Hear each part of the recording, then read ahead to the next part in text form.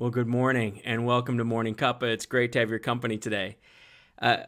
We might have a little noise from our neighbors next door. They've been doing some construction, so if we hear from them, that's just remind us that we have neighbors. We've I think been reminded that we have neighbors in some challenging ways over these past couple of months, but also some profoundly wonderful ways. And I think mostly some profoundly wonderful ways that we've encountered neighbors who are helping out neighbors who are connecting at a deeper level than maybe they have ever before. I have one neighbor who yesterday went through a tough time. He was going to be celebrating with his dad, his dad's 93rd birthday. And the family was going to be gathering over Zoom, but he was going to be there in person with his mom and dad. But he wasn't able to be there because as he was coming home from work last night, he felt a scratchy throat, and he knew that he couldn't be there with his mom and dad. He had to take a detour to the hospital to get tested. So praying for him.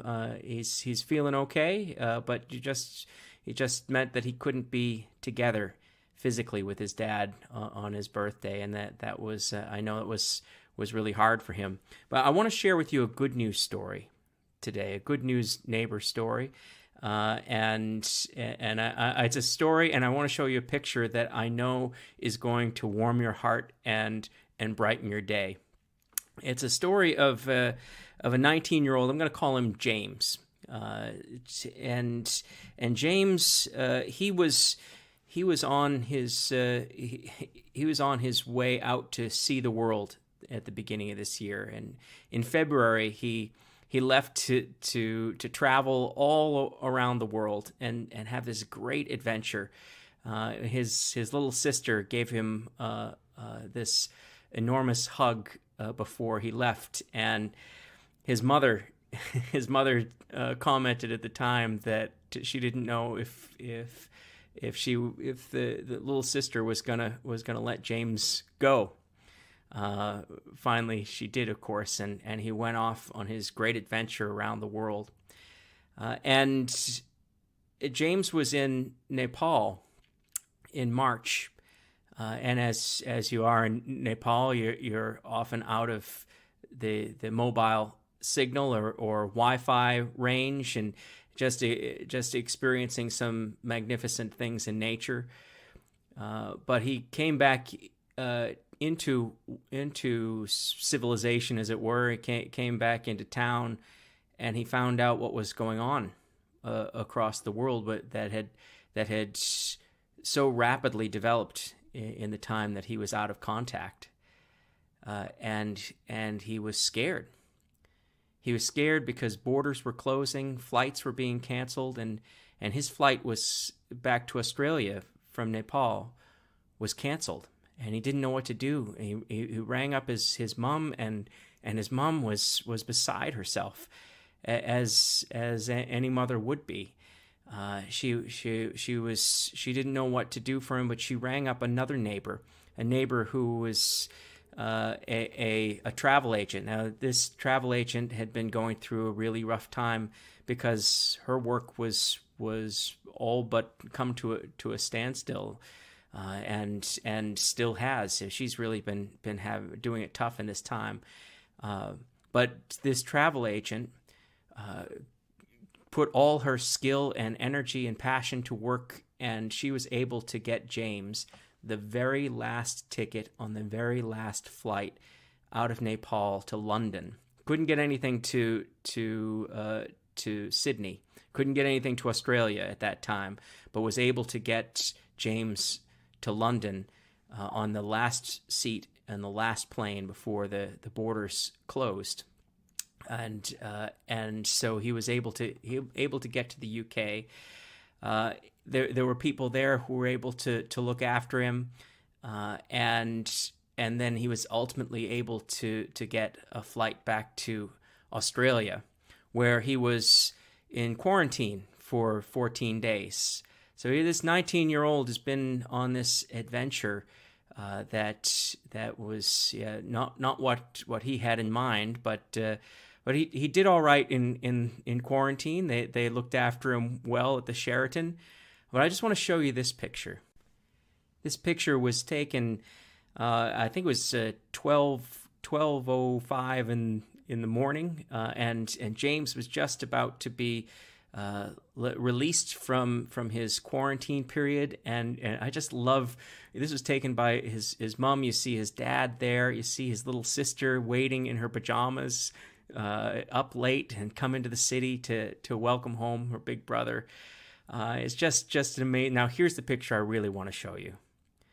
This is reunion. This is the welcome home. This is that sense of being back together again. And I think there's something, I don't know about you, but it just strikes me at the very heart. This is what it means to be human, to embrace and to be embraced. And we see it in our relationship with God too. Jesus talks about it in a powerful parable of the prodigal son in Luke 15. Let me just share one verse with you. Luke 15:20.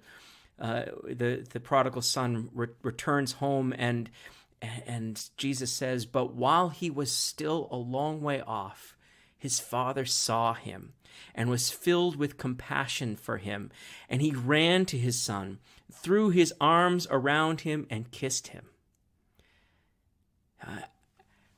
I think a lot of us are feeling that longing to embrace and be embraced right now, and there is a sense of waiting, of anticipation, maybe of frustration, maybe a sense of grief, where we're not able to extend that embrace or feel that embrace, and obviously we can't embrace each other over the internet. That as much as we can connect and share love and hope over the internet, we can't feel that embrace. But the closest thing that I've found is in music. I think the Holy Spirit can embrace us together through music, and through music where the Holy Spirit is singing in and through us. And I just want to encourage you today, if you're feeling a need for that embrace, and to embrace and to be embraced, Google UK blessing, and find there just this extraordinary song, this Aaronic blessing, this very ancient blessing done in a contemporary way.